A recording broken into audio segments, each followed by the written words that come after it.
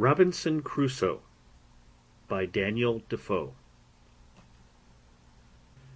Chapter 5. Builds a House. The Journal. September 30th, 1659. I, poor, miserable Robinson Crusoe, being shipwrecked during a dreadful storm in the offing, came on shore on this dismal, unfortunate island, which I call the Island of Despair, all the rest of the ship's company being drowned, and myself almost dead. All the rest of the day I spent in afflicting myself at the dismal circumstances I was brought to. That is, I had neither food, house, clothes, weapon, nor place to fly to, and in despair of any relief, saw nothing but death before me, either that I should be devoured by wild beasts, murdered by savages, or starved to death for want of food. At the approach of night, I slept in a tree for fear of wild creatures, but slept soundly, though it rained all night. October 1st. In the morning I saw, to my great surprise, the ship had floated with the high tide, and was driven on shore again, much nearer the island, which, as it was some comfort, on one hand, for seeing her set upright, and not broken to pieces, I hoped, if the wind abated, I might get on board, and get some food and necessaries out of her for my relief. So, on the other hand, it renewed my grief at the loss of my comrades, who, I imagined, if we had stayed on board, might have saved the ship, or, at least, that they would not have been all drowned as they were, and that, had the men been saved, we might perhaps have built us a boat out of the ruins of the ship, to have carried us to some other part of the world. I spent great part of this day in perplexing myself on these things, but at length, seeing the ship almost dry, I went upon the sand as near as I could, and then swam on board. This day also it continued raining, though with no wind at all. From the 1st of October to the 24th. All of these days entirely spent in my several voyages to get all I could out of the ship, which I brought on shore every tide of flood upon rafts. Much rain also in the days, though with some intervals of fair weather, but it seems this was the rainy season. October 20th. I overset my raft and all the goods I had got upon it, but being in shoal water, and the things being chiefly heavy, I recovered many of them when the tide was out. October 25th. It rained all night and all day, with some gusts of wind, during which time the ship broke in pieces, the wind blowing a little harder than before, and was no more to be seen, except the wreck of her, and that only at low water. I spent this day in covering and securing the goods which I had saved, that the rain might not spoil them. October 26th. I walked about the shore almost all day to find out a place to fix my habitation, greatly concerned to secure myself from any attack in the night, either from wild beasts or men. Towards night I fixed upon a proper place under a rock, and marked out a semicircle for my encampment, which I resolved to strengthen with a work, wall, or fortification, made of double piles, lined within with cables, and without with turf. From the 26th to the 30th I worked very hard in carrying all my goods to my new habitation, though some part of the time it rained exceedingly hard. The 31st in the morning I went out into the island with my gun to seek for some food and discover the country, when I killed a she-goat, and her kid followed me home, which I afterwards killed also, because it would not feed. November 1st. I set up my tent under a rock and lay there for the first night, making it as large as I could with stakes driven in to swing my hammock upon. November 2nd. I set up all my chests and boards and the pieces of timber which made my rafts, and with them formed a fence round me, a little within the place I had marked out for my fortification. November 3rd.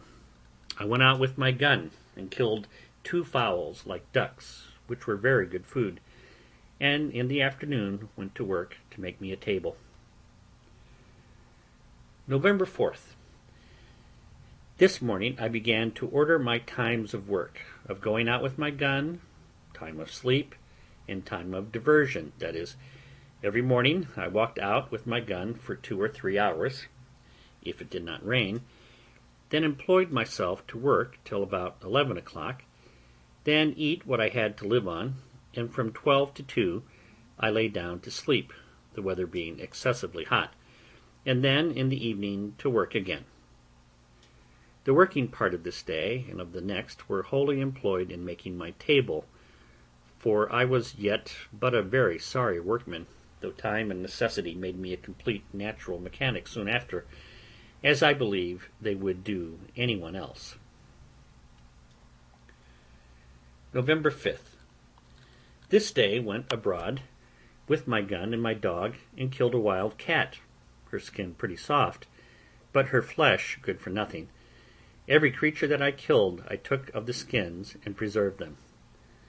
Coming back to the seashore, I saw many sorts of sea fowls, which I did not understand, but was surprised and almost frightened with 2 or 3 seals, which, while I was gazing at, not well knowing what they were, got into the sea and escaped me for that time.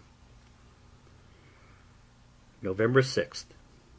After my morning walk, I went to work with my table again and finished it, though not by my liking, nor was it long before I learned to mend it.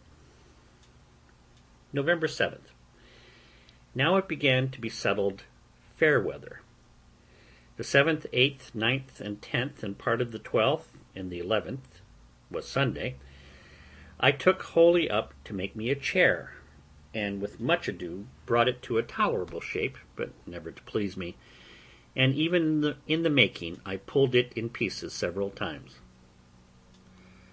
Note: I soon neglected my keeping Sundays, for, omitting my mark for them on my post, I forgot which was which. November 13th. This day it rained, which refreshed me exceedingly, and cooled the earth, but it was accompanied with terrible thunder and lightning, which frightened me dreadfully, for fear of my powder. As soon as it was over, I resolved to separate my stock of powder into as many little parcels as possible, that it might not be in danger. November 14th, 15th, and 16th. These 3 days I spent in making little square chests or boxes, which might hold about 1 pound or 2 pounds at most of powder, and so, putting the powder in, I stowed it in places as secure and remote from one another as possible. On one of these 3 days, I killed a large bird that was good to eat, but I knew not what to call it. November 17th. This day I began to dig behind my tent into the rock to make room for my further conveniency. Note: 3 things I wanted exceedingly for this work, that is, a pickaxe, a shovel, and a wheelbarrow, or basket. So I desisted from my work and began to consider how to supply that want and make me some tools.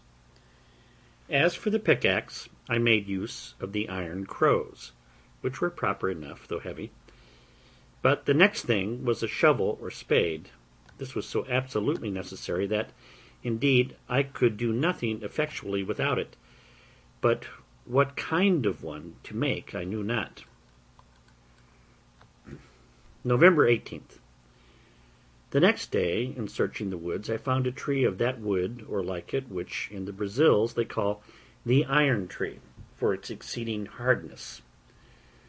Of this, with great labor, and almost spoiling my axe, I cut a piece and brought it home too, with difficulty enough, for it was exceedingly heavy.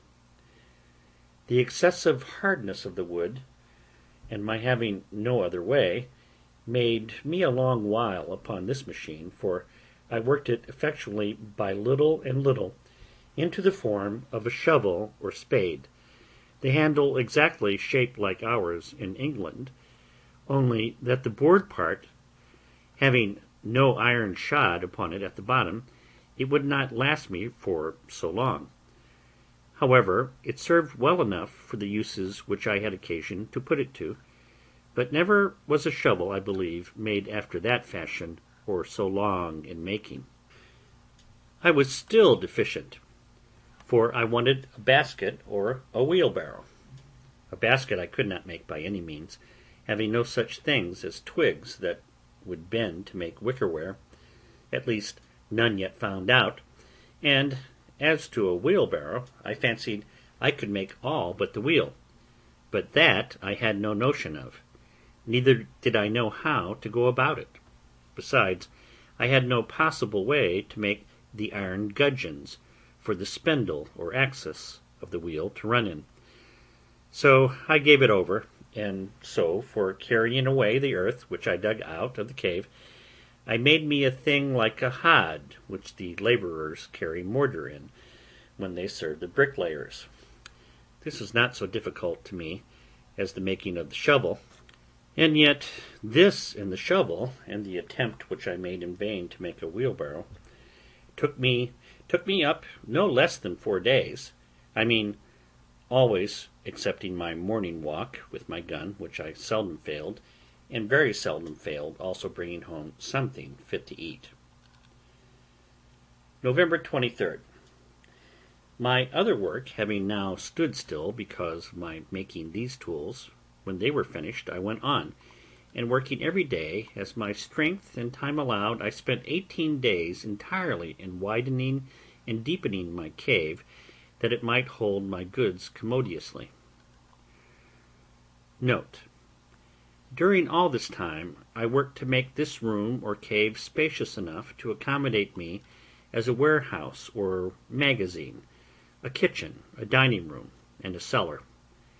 As for my lodging, I kept to the tent, except that sometimes in the wet season of the year it rained so hard that I could not keep myself dry, which caused me afterwards to cover all my place within my pail with long poles, in the form of rafters, leaning against the rock, and load them with flags and large leaves of trees, like a thatch. December 10th.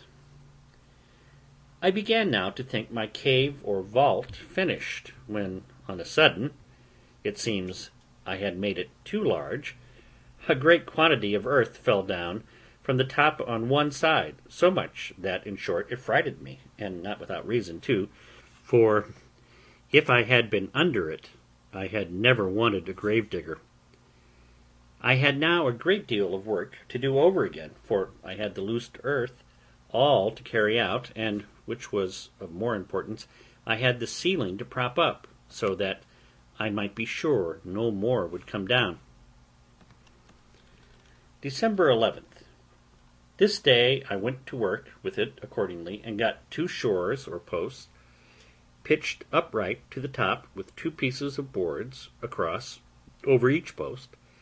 This I finished the next day, and setting more posts up with boards, in about a week more I had the roof secured, and the posts, standing in rows, served me for partitions to part off the house.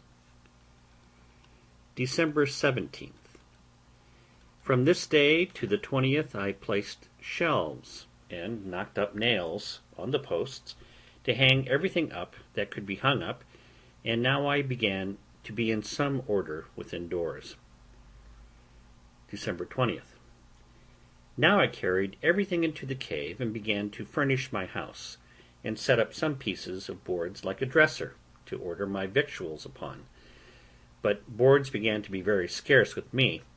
Also I made me another table. December 24th. Much rain all day and all night. No stirring out.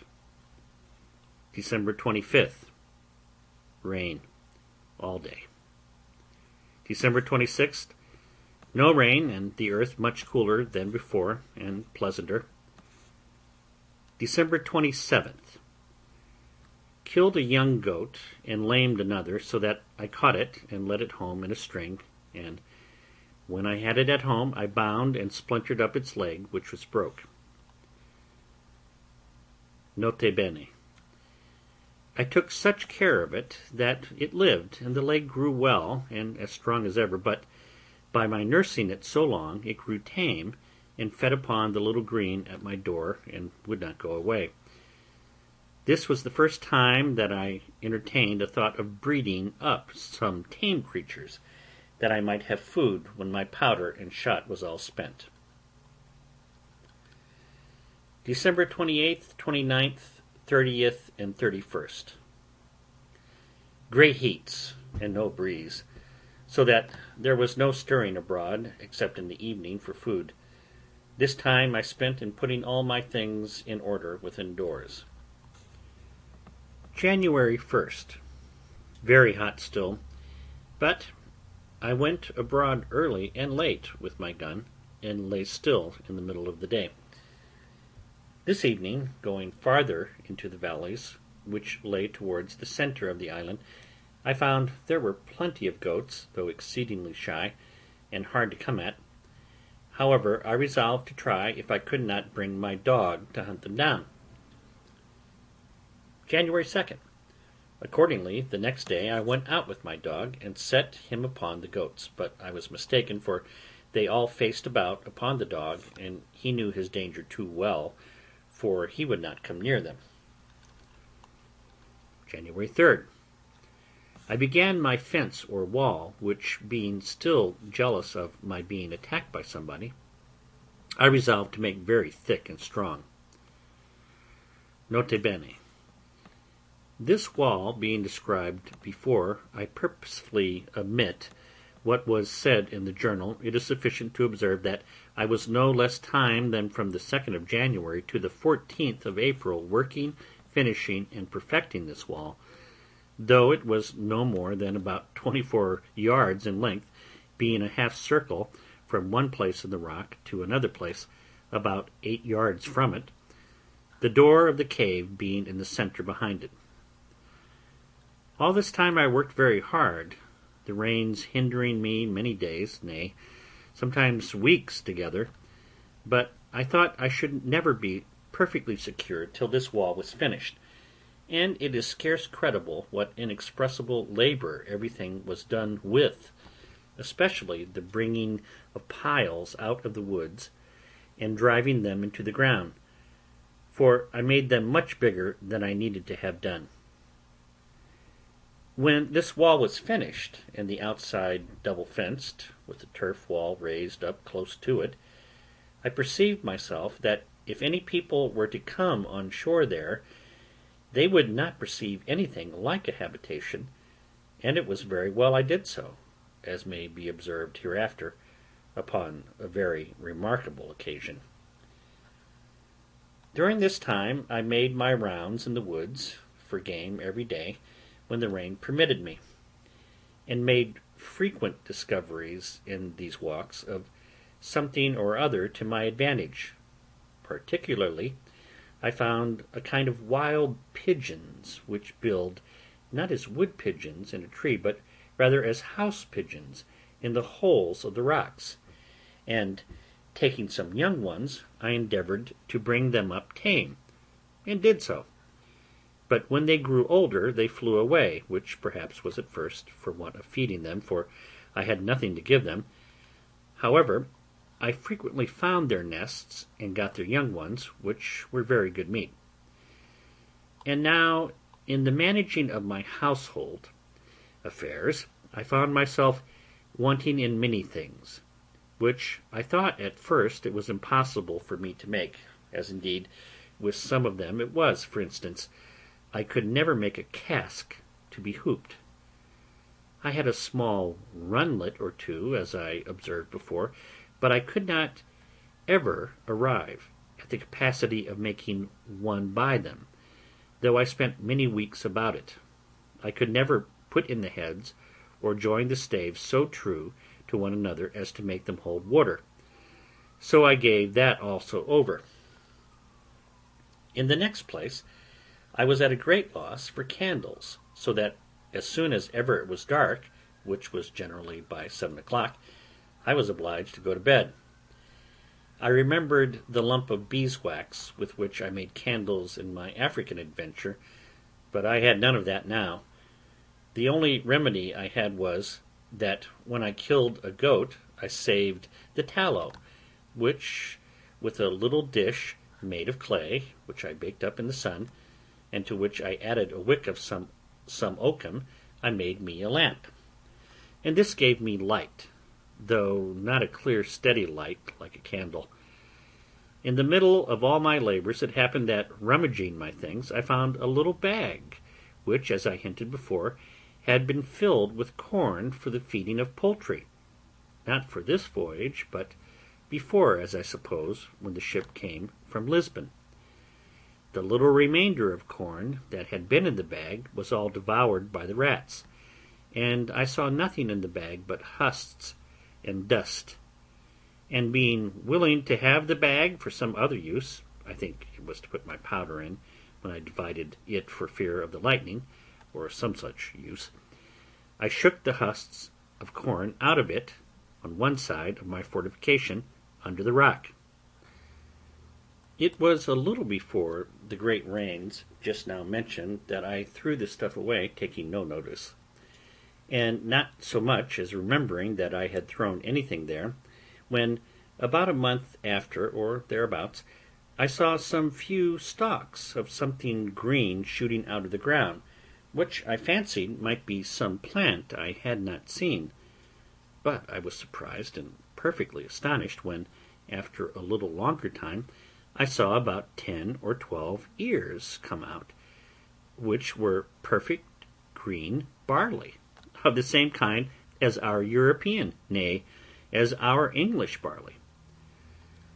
It is impossible to express the astonishment and confusion of my thoughts on this occasion.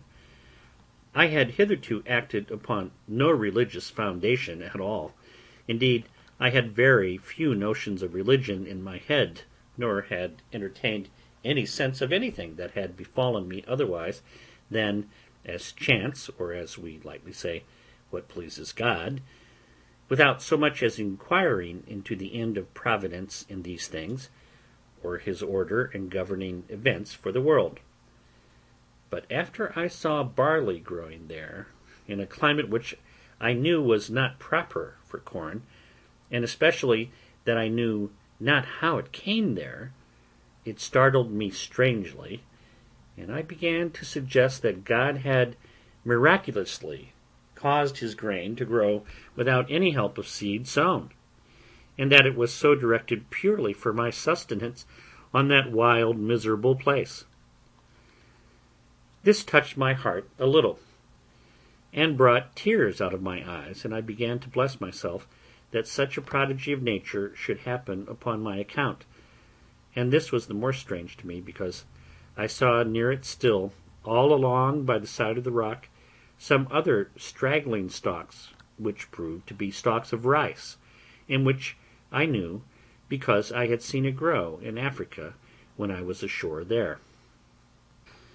I not only thought these the pure productions of Providence for my support, but not doubting that there was more in the place, I went all over that part of the island where I had been before, peering in every corner and under every rock to see for more of it, but I could not find any. At last it occurred to my thoughts that I shook a bag of chicken's meat out in that place, and then the wonder began to cease, and I must confess my religious thankfulness to God's providence began to abate too, upon the discovering that all this was nothing but what was common, though I ought to have been as thankful for so strange and unforeseen a providence as if it had been miraculous, for It was really the work of Providence to me that should order or appoint that 10 or 12 grains of corn should remain unspoiled when the rats had destroyed all the rest, as if it had been dropped from heaven, as also that I should throw it out in that particular place, where, it being in the shade of a high rock, it sprang up immediately, whereas if I had thrown it anywhere else at that time, it had been burnt up and destroyed. I carefully saved the ears of this corn, you may be sure, in their season, which was about the end of June, and laying up every corn, I resolved to sow them all again, hoping in time to have some quantity sufficient to supply me with bread. But it was not till the 4th year that I could allow myself the least grain of this corn to eat, and even then but sparingly, as I shall say afterwards in its order, for I lost all that I sowed the first season by not observing the proper time, for I sowed it just before the dry season, so that it never came up at all, at least not as it would have done, of which in its place. Besides this barley, there were, as above, 20 or 30 stalks of rice, which I preserved with the same care and for the same use, or to the same purpose, to make me bread, or rather food, for I found ways to cook it without baking, though I did that also after some time. But to return to my journal. I worked excessive hard these 3 or 4 months to get my wall done, and the 14th of April I closed it up, contriving to go into it, not by a door, but over the wall by a ladder, that there might be no sign on the outside of my habitation. April 16th. I finished my ladder, so I went up the ladder to the top and then pulled it up after me and let it down in the inside. This was a complete enclosure to me, for within I had room enough, and nothing could come at me from without, unless it could first mount my wall. The very next day after this wall was finished, I had almost all my labor overthrown at once, and myself killed. The case was this. As I was busy in the inside, behind my tent, just at the entrance into my cave, I was terribly frighted with a most dreadful surprising thing indeed, for all of a sudden I found the earth come crumbling down from the roof of my cave, and from the edge of the hill over my head, and 2 of the posts I had set up in the cave cracked in a frightful manner. I was heartily scared, but thought nothing of it, of what was really the cause, only thinking that the top of my cave had fallen in, as some of it had done before, and for fear I should be buried in it, I ran forward to my ladder, and not thinking myself safe there neither, I got over my wall for fear of the pieces of the hill which I expected might roll down upon me. I had no sooner stepped to ground than I plainly saw it was a terrible earthquake, for the ground I stood on shook 3 times at about 8 minutes' distance, with 3 such shocks as would have overturned the strongest building that could be supposed to have stood on the earth, and a great piece of the top of a rock, which stood about half a mile from me, next to the sea, fell down with such a terrible noise as I never heard in all my life. I perceived also the very sea was put into violent motion by it, and I believe the shocks were stronger under the water than on the island. I was so much amazed with the thing itself, having never felt the like, nor discoursed with any one that had, that I was like one dead or stupefied, and the motion of the earth made my stomach sick, like one that was tossed at sea, but the noise of the falling of the rock awakened me, as it were, and rousing me from the stupefied condition I was in, filled me with horror, and I thought of nothing then but the hill falling upon my tent, and all my household goods, and bearing all at once, and this sunk my very soul within me a second time. After the third shock was over, and I felt no more for some time, I began to take courage, and yet I had not heart enough to go over my wall again, for fear of being buried alive, but sat still upon the ground, greatly cast down and disconsolate, not knowing what to do. All this while I had not the least serious religious thought, nothing but the common, "Lord, have mercy upon me," and when it was over, that went away too. While I sat thus, I found the air overcast and grow cloudy, and as if it would rain. Soon after that the wind arose by little and little, so that in less than half an hour it blew a most dreadful hurricane. The sea was all of a sudden covered over with foam and froth. The shore was covered with the breach of the water. The trees were torn up by the roots, and a terrible storm it was. This held about 3 hours, and then began to abate, and in 2 hours more it was quite calm, and began to rain very hard. All this while I sat upon the ground, very much terrified and dejected, when on a sudden it came into my thoughts that these winds and rain being the consequences of the earthquake itself was spent and over, and I might venture into my cave again. With this thought my spirits began to revive, and, the rain also helping to persuade me, I went in and sat down in my tent. But the rain was so violent that my tent was ready to be beaten down with it, and I was forced to go into my cave, though very much afraid and uneasy for fear it would fall on my head. This violent rain forced me to a new work, that is, to cut a hole through my new fortification, like a sink, to let the water go out, which would else have flooded my cave.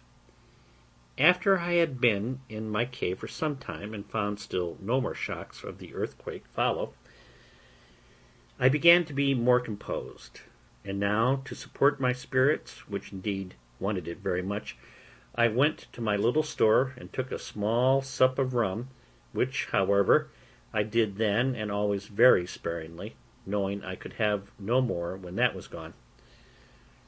It continued raining all that night and great part of the day, so that I could not stir abroad. But my mind being more composed, I began to think of what I had best do, concluding that if the island was subject to these earthquakes, there would be no living for me in the cave, but I must consider of building a little hut in an open space, which I might surround with a wall, as I had done before, and so make myself secure from wild beasts or men. For I concluded if I stayed where I was, I should certainly one time or other be buried alive. With these thoughts, I resolved to remove my tent from the place where it stood, which was just under the hanging precipice of the hill, and which, if it should be shaken again, would certainly fall upon my tent, and I spent the next 2 days, being the 19th and 20th of April, in contriving where and how to remove my habitation. The fear of being swallowed up alive made me that I never slept in quiet, and yet the apprehension of lying abroad without any fence was almost equal to it. But still, when I looked about and saw how everything was put in order, how pleasantly concealed I was, and how safe from danger, it made me very loath to remove. In the meantime it occurred to me that it would require a vast deal of time for me to do this, and that I must be contented to venture where I was, till I had formed a camp for myself, and had secured it so as to remove to it. So with this resolution I composed myself for a time, and resolved that I would go to work with all speed to build me a wall with piles and cables, etc., in a circle, as before, and set my tent up in it when it was finished, but that I would venture to stay where I was till it was finished, and fit to remove. This was the 21st. April 22nd. The next morning I began to consider of means to put this resolve into execution, but I was at a great loss about my tools. I had 3 large axes and abundance of hatchets, for we carried the hatchets for traffic with the Indians, but with much chopping and cutting knotty hard wood, they were all full of notches and dull, and though I had a grindstone, I could not turn it and grind my tools too. This cost me as much thought as a statesman would have bestowed upon a grand point of politics, or a judge upon the life and death of a man. At length I contrived a wheel with a string, to turn it with my foot, that I might have both my hands at liberty. Note: I had never seen any such thing in England, or at least not to take notice how it was done, though since I have observed it is very common there. Besides that, my grindstone was very heavy and large. This machine cost me a full week's work to bring it to perfection. April 28th and 29th. These 2 whole days I took up in grinding my tools, my machine for turning, my grindstone performing very well. April 30th. Having perceived my bread had been low a great while, now I took a survey of it, and reduced myself to 1 biscuit cake a day, which made my heart very heavy. May 1st. In the morning, looking towards the seaside, the tide being low, I saw something lie on the shore, bigger than ordinary, and it looked like a cask. When I came to it, I found a small barrel and 2 or 3 pieces of the wreck of the ship, which were driven on shore by the late hurricane, and looking towards the wreck itself, I thought it seemed to lie higher out of the water than it used to. I examined the barrel, which was driven on shore, and soon found that it was a barrel of gunpowder, but it had taken water, and the powder was caked as hard as a stone. However, I rolled it farther on shore for the present, and went on upon the sands, as near as I could to the wreck of the ship, to look for more. End of chapter 5.